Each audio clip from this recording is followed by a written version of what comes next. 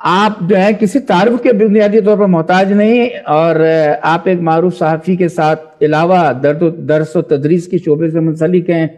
गुज़श्ता चंद सालों से एक सहाफ़ती इदारा नया दौर के नाम से चला रहे हैं। जब तक रज़ा रूमी जैसी शख्सियात मौजूद हैं, हमें यकीन है कि हमारे मुल्क का मुस्तक़बिल रोशन ही रहेगा। हमारी दरख्वास्त है कि रज़ा रूमी साहब अपने कीमती ख्यालात का बिलखुसूस बीबी शहीद के हवाले से इज़हार फरमाएं। और आपकी गुफ्तगू से कबल एक शेर आपकी नज़र। कलम कहता है तुम लिखते रहो सच्चाइयां लेकिन, कलम कहता है तुम लिखते रहो सच्चाइयां लेकिन, या अपनी उंगलियां खुद ही कटा लें सोचना होगा। रज़ा रूमी साहब। वाह वाह वाह, क्या बात। सैफी साहब, सबसे पहले तो शुक्रिया कि आपने मुझे इस काबिल समझा, मुझे दावत दी। आप लोग तो सब मुझसे कहीं ज्यादा बेहतर बेनज़ीर भुट्टो शहीद को जानते भी थे, मुलाकात भी हो चुकी थी। मैं तो जिंदगी में उनसे सिर्फ 2 बार ही मिला था, वो भी बहुत मुख्तसर, वो एक चलते फिरते मुलाकातें थी। बहरहाल वो यादगार लम्हात है मेरी जिंदगी के। देखिए, असल में बात यह है कि आप सब अभी जिक्र कर रहे थे कि बेनज़ीर भुट्टो साहिबा पार्टी को लीड करती थी और वो यहाँ से वहाँ होती थी और वहाँ से वहाँ होती थी, और वो ये सब जानते हैं कि वो तो एक, जब वो एग्जाइल में थी तो अपनी ब्लैकबेरी के जरिए दिन रात जो है पूरी उन्होंने अपनी पार्टी और अपने पार्टी के वर्कर्स और अपने लीडर से रिश्ता बनाए रखा, जो कि मैं समझता हूँ अपने वक्त से कितनी आगे थी। उस वक्त तो कोई जूम शूम स्काइप शाइप इतना नहीं रवाज था, लेकिन जिस तरह से वो करती थी, ये तो खैर उनकी खूबियों में से बहुत लंबी फहरिस्त है उनकी खूबियों को, उनमें से एक चीज है। लेकिन दर हकीकत वो बेनज़ीर भुट्टो तो हम सब की लीडर थी, वो तो हम सब की एक मिसाल, एक मशल थी, एक टच स्टोन थी, एक यार्ड स्टिक थी, जिसके जरिए हम अपनी जो है अपने ज़मीर, अपनी जिंदगी, अपनी जद्दोजहद, अपने नजरियात को परखते हैं। मतलब क्या क्या सोबतें नहीं बर्दाश्त की बेनज़ीर भुट्टो साहिबा ने। अब वो नाजों में पली, सोने का चमचा लेकर पैदा हुई, लेकिन क्या क्या नहीं उनके साथ किया गया। कैद तन्हाई में रखा गया, कितने साल तो उनको जेल काटनी पड़ी, एक एग्जाइल दूसरी एग्जाइल, किरदार कुशी जो उनकी की गई। देखिए, मैं तो उस वक्त स्कूल में था जब वो लाहौर आई थी 1986 10 अप्रैल को, और मेरा घर जो है वो माल रोड के करीब ही था, और मैं तो खुद उन लोगों में शामिल था जो गया था। उस दिन स्कूल भी बंद कर दिया था, यहाँ पे कोई मीडिया रिपोर्टिंग, तो मैं उस दिन हैरान था क्योंकि मैंने तो सब कुछ सुन रखा था, लेकिन मैं कोई वो उस वक्त एक्टिव वर्कर तो था नहीं, उम्र मेरी बहुत कम थी। लेकिन जो मैंने उस वक्त जज्बात और जो मोहब्बत देखी, मैं कल ही अपने साथियों से जिक्र कर रहा था कि वैसे ही चीज मैंने जिंदगी में कभी नहीं देखी। जो कुछ उनके जो मोहब्बतें उन पर नछावर की जा रही थी, जो उनका एक रिश्ता था, वो ट्रक पे खड़ी थी और वर्करों को वो जवाब दे रही थी, गुफ्तगू कर रही थी, और एक वो लीडर और वर्कर का और लीडर और सपोर्टर का जो रिश्ता है वो शाज़ नादिरी पाकिस्तान की तारीख में हमने देखा है। भुट्टो साहब के बारे में सुना था, मुझे तो उसकी कोई यादाश्त नहीं है, बेनज़ीर भुट्टो साहिबा थी। लेकिन क्यों था ऐसा? इसलिए कि उन्होंने जिस तरह से अपनी जिंदगी और अपनी सियासी सफर को गुजारा और जो जिद्दोजहद उन्होंने की मुस्तकिल अपने आखिरी वक्त तक, वो मेरे ख्याल से तमाम पाकिस्तानियों के लिए जो मुल्क में हैं, मुल्क से बाहर हैं, पाकिस्तानियों को छोड़िए, मैं समझता हूँ दुनिया में जितने जमहूरियत पसंद, आज़ादी पसंद लोग हैं, बेनज़ीर भुट्टो उनके लिए एक मिसाल हैं।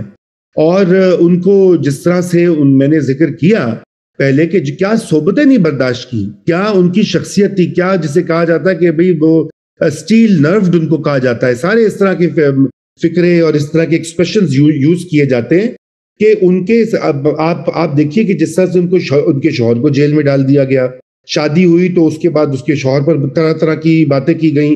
पावर में वो भी आई नहीं थी, मुझे याद है कि 1988 में तो अभी आए हुए कोई हफ्ता ही हुआ था तो जरदारी की करप्शन के किस्से जो हैं वो सुर्खियां बन गए। और फिर वो उस वक्त मुझे याद है सैफ साउथ एशियन गेम्स हो रही थी, उन्होंने कहा जी आसिफ जरदारी ने उसकी टिकटें लेकर ब्लैक कर रहा है। आप सोचिए किस तरह की घटिया इल्जाम तराशी जो है वो की गई, और वो आज तक हनूज जारी है। लेकिन बेनज़ीर भुट्टो पीछे नहीं हटी, साबित कदम रही, और उसकी बहुत बड़ी वजह यह थी कि एक तो उनको अपने पे एतमाद था, अपनी जिद्दोजहद पे एतमाद था, और अपने वर्कर्स पे एतमाद था। और ये बड़ी एक सुनहरी बाब है हमारी सियासत का, और वो स्टील लव भी थी। उसके अलावा आप ये देखें कि मतलब जिस तरह से इनकी किरदार कुशी गई है, ये 88 का इलेक्शन ही देखें कि जिस तरह से उनके पोस्टर बनाए गए, जिस तरह से उनको जो है उनको बुरा भला कहा गया, और आज उसके बाद क्या क्या खबरें और घटिया 2-2 टके के अखबारात और उन्होंने जो छापी और उनकी उनकी जो है कालिक मलने की कोशिश की।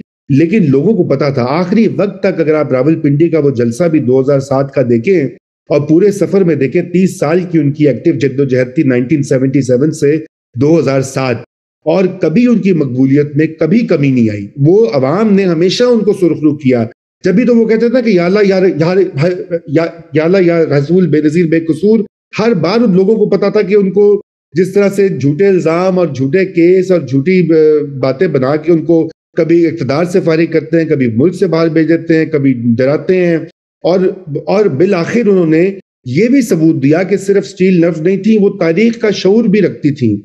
जिस तरह से वो आई वापस, उनको ये कहा गया था, उनको इंटेलिजेंस इदारों ने कहा, यूएई की इंटेलिजेंस ने कहा, बरतानिया की इंटेलिजेंस ने कहा, उनको सऊदी इंटेलिजेंस ने कहा, और उनको सब ने कहा कि भाई आप वहां जा रही हैं और आपकी जान को खतरा, आपको ये मार देंगे। नहीं पीछे हटी वो, क्योंकि उनको पता था कि ये आखिर में जो वो लीड कर रही हैं, उनको मौत के मुंह में अपने वालिद की तरह, उनको बिल्कुल मेरे ख्याल से एक वक्त का ख्याल नहीं आया। शायद अपने बच्चों के लिए सोचती हूँ, जब भी उनके ये भी कहा जाता है कि सरदारी साहब ने उनको बड़ा मिन्नत समाजत की कि मत जाओ वापस, लेकिन नहीं पीछे हटी। वो आते ही आपने देखा 18 अक्टूबर को सैलाब आया, यही जो लोग थे टीवी पर, यही ऑपोजिशन के लोग जो कहते थे जी चोर हैं, अब खत्म हो गई है सपोर्ट, जब वो लोगों लाखों लोग वहां पे आए तो इन्हीं की टोन बदल गई। मैं उस दिन सब कुछ लाइव देख रहा था, देखते ही देखते हमारे बड़े बड़े नाम हस्तियां, कामरान खान साहब ने कहा कि ये करप्शन के इल्जामात ले डूबे हैं, पाकिस्तान पीपल्स पार्टी अब खत्म हो चुकी है। लेकिन जब उन्होंने देखा, ये सुबह 8-9 बजे का वक्त था, जब देखा कि लाखों लोग जो हैं वो जमा हो गए, तो उनका भी पैंतरा बदल गया। जाहिर बात है, लाइव टीवी था नया नया उस वक्त, जो है 2002 में तो मीडिया आजाद हुआ, पहले तो इजाजत ही नहीं होती थी पीटीवी पे चलाने की या कहीं और रेडियो पाकिस्तान पे, और पैंतरा बदला, और वो उनके नाकदीन भी, उनके दुश्मन भी खुश हो गए, वो हैरान हो गए कि इतने सालों के बाद और इतनी इल्जाम तराशी के बाद और पता नहीं कितने मुकदमे तो उनके ऊपर बनाए गए और आसिफ जरदारी पे बनाए गए, क्या क्या जरदारी के ऊपर तो मैं कहता हूं कि दुनिया का हर मुकदमा बनाया गया कि पैर से बम बांध दिया, बैंक को की डकैती कर दी, दुनिया की कोई इल्जाम ना छोड़ा गया जरदारी के ऊपर। आज भी वही इल्जामात हैं। वो देखे ना, पहले मुकदमे खारिज करते हैं फिर बना देते हैं। अब वो फिर नैब में गए, उन्होंने कहा जी ये तो मुकदमा क्यों बनाया है, ये तो मुकदमा ही नहीं है। अब ये मतलब बार बार एक घन चक्कर बनाया हुआ है, मजाक बना दिया है। लेकिन बीबी साहिबा जो है वो नहीं पीछे हटी, और 2007 में हमने देखा कि 18 अक्टूबर से 27 दिसंबर तक जिस तरह से उनका बालिगाना इस्तकबाल हुआ, पेशावर गई, फाटा गई, उस वक्त कोयटा गई, पंजाब के शहरों में गई, रावलपिंडी में जो कि जहां पे कहा जा रहा था कि जी पंजाब में नहीं है, वहां पे भी लोग जिस तरह से निकले, बड़ी खुश थी उस दिन। वो मतलब क्या उनकी उस दिन वो एक मैं कहता हूँ वो अजीमुशान मनाजिर थे उनकी उनकी तकरीर के, उनके इमेज के। एक जिस तरह की एक रानी जो है वो लौट के, इसलिए तो सही उनको शहीद रानी कहते हैं सिंध में, कि जिस तरह से वो आई और जिस तरह से अवाम के साथ उन्होंने दोबारा अपना रिश्ता बहाल किया, और उनको किस तरह बेदर्दी से दिन दहाड़े खुदकुश बम्बार को पीछे छोड़ के और एक पिस्तौल वाला आगे लगा के और एक स्नाइपर पीछे लगा के ये इंश्योर किया गया कि उनको मैदान से हटाना है। लेकिन वो ये भूल गए कि मैदान से इस तरह लोग हटते नहीं है। ना तो भुट्टो हटाए और ना ही कभी बेनजीर भुट्टो हटेगी। आज आप लोग बैठे हैं, मैं सोचता हूँ पाकिस्तान के करोड़ों लोगों को वो याद है। बेनजीर भुट्टो तो पहचान थी पाकिस्तान की। जब मैं एक स्टूडेंट था, मैं बरतानिया पढ़ने के लिए गया था, मेरी उम्र उस वक्त 18 साल थी, और मैं जब लाहौर से वहां पे गया तो वहां पे हर शख्स के जिस वक्त वो आई हुई थी, वहां पे इलेक्शन लड़ी थी, और पहला सवाल जो होता था वो बेनजीर भुट्टो पे होता था। आज भी कहीं चले जाए, मैं दुनिया के कई ममालिक में गया हूँ, क्रोएशिया में, कोसोवो में काम किया, यूरोप के हिस्सों में काम किया, इस्तांबुल में, मिस्र में, टैक्सी ड्राइवर से लेकर दुकानदार के नाम पर एक ही नाम होता है, भुट्टो, बेनजीर भुट्टो, उनके नाम पे सड़कें। लेकिन जिस मुल्क के लिए उन्होंने अपनी जान दी, जिस कौम, यहां पे उनके साथ क्या हुआ, आज 2007 से 2021 आ गया है, वो कभी केस इधर जाता है, कभी केस उधर जाता है। सबको पता है कातिल कौन है, सबको पता है किसने उनके ऊपर खुदकुश बम्बार को छोड़ा, सब जानते हैं कि किसने उनको पीछे जो है वो पिस्तौल की गोली से उनकी एक रोशन दिमाग को जो है एक रोशनी को गुल करने का मंसूबा बनाया, लेकिन उनको सजा नहीं हुई। उनको सजा, यूएन का कमीशन भी आके बिठाया, उसकी भी रिपोर्ट सामने ऑनलाइन मौजूद है, उसमें जो बातें लिखी हुई हैं सबको पता है, ऐसी बात नहीं है कि ना पता हो। अब देखें ना, ये भी क्या सितम ज़रीफी है कि बेनज़ीर भुट्टो का कत्ल जो है वो एक शख्स का, एक लीडर का, एक पार्टी हेड का कत्ल नहीं है, वो जमहूरियत का कत्ल था, वो पाकिस्तान के मुस्तकबिल का कत्ल था, वो इंसानी हकूक के वो कत्ल था। पाकिस्तान जो है उस दिन से आज तक आप देख लीजिए, जो तलातुम पाकिस्तान में जो खला पैदा हुआ है वो नहीं पूरा हो सका। और मैं समझता हूँ कि ठीक है, आप ये भी हमारे चौधरी साहब कह रहे थे कि पीपल्स पार्टी को वोट देना चाहिए और पीपल्स पार्टी बचा सकती है। बिल्कुल, पीपल्स पार्टी वफाकी जमात है, पीपल्स पार्टी जमहूरियत की उसकी तारीख है। पीपल्स पार्टी ने जो 18वीं तरमीम की और जो उससे पहले 73 का आइन दिया पाकिस्तान में, वो एक पाकिस्तान के मुस्तकबिल के लिए जरूरी है। मगर आज देखें ना कि आज पीपल्स पार्टी कहाँ खड़ी है, इसके ऊपर भी आप गौर करें। मैं ये नहीं चाहता कि मैं इसको तनकीदी एक नशिस्त बना दूं, लेकिन मैं ये चाहता हूं कि ये बेनज़ीर भुट्टो के कत्ल का जो मामला है, ये हमें इसके ऊपर खामोश नहीं रहना चाहिए, इसको एक्सेप्ट नहीं कर लेना चाहिए। बहुत हमने किया है, लियाकत अली खान से आज तक जो है कोई हम ना तो किसी का हिसाब कर सके हैं। मतलब वो लियाकत अली खान वो शख्स है जो पाकिस्तान के बानियों में उनका शुमार होता है। जिन्ना और लियाकत ही तो थे ना, दो लोग जिन्होंने पाकिस्तान को आगे बढ़ाया। तो एक ये कैसा, वैसे ये भी एक अजीबो गरीब मुअम्मा है, कभी इस पे सोचेगा कि ये कैसा मुल्क है कि अपने बानी को ही कत्ल कर देता है और फिर उसका कोई जिक्र नहीं करता, किसी को सजा नहीं मिलती। वो ऑनलाइन जाइए तो सीआईए की साजिश है जी, सीआईए ने मरवा दिया। और वो तो शुक्र है कि भुट्टो साहब जो है वो शुक्र क्या, खैर मैं गलत बात कह रहा हूँ कि सुप्रीम कोर्ट के फासिक जजों ने उसके ऊपर अंगूठे लगाए, नहीं तो वो तो ये कहते हैं कि भुट्टो साहब ने खुद ही जेल में अपने आप को फांसी दे दी है। तो ये हाल है यहाँ पर।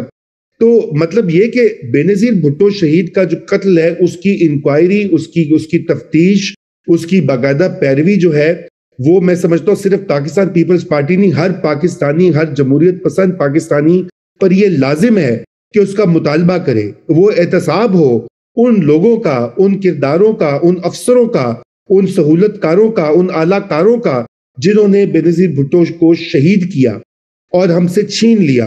वो सिर्फ पाकिस्तान पीपल्स पार्टी की लीडर नहीं थी, मैं ये बार बार ही आपको ये बात कह रहा हूं, वो पाकिस्तान की लीडर थी। वो पाकिस्तान की हर औरत, हर लड़की जो आगे बढ़कर कुछ करना चाहती है, वो उसके लिए एक एग्जाम्पल थी। उसके बाद से देखिए कि कितनी खवातीन आई हैं और कितनी ज्यादा जो है खवातीन की पब्लिक स्पेसेस में जो एक इंक्रीज हुआ है हायर एजुकेशन में। अब आज पाकिस्तान के जो तालीमी इदारे हैं सरकारी, उसमें 50% से ज्यादा जो उनके अंदर एनरोलमेंट है वो खवातीन की है।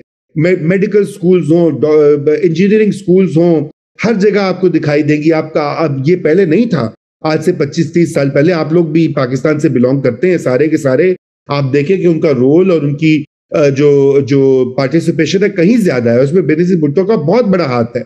मैं आज ही कहीं जिक्र कर रहा था, टीवी पे एक शो था, मैंने कहा कि उन्होंने जो लेडी हेल्थ वर्कर्स का प्रोग्राम आगाज किया पाकिस्तान में, उससे बड़ी कोई एक ठोस चीज नहीं है पाकिस्तान के अवाम के लिए। 1 सवा लाख खवातीन गांव करिया सेहत की सहूलियात पहुंचाती हैं उन इलाकों में जहां पे BHU बंद पड़ा है, ताले लगे हुए हैं, जहां पे कोई डॉक्टर दस्तयाब नहीं है। वो लेडी हेल्थ वर्कर्स का जो उन्होंने प्रोग्राम स्टार्ट किया था, दुनिया उसकी कॉपी करी है। यहाँ पे उसका जिक्र ही नहीं होता।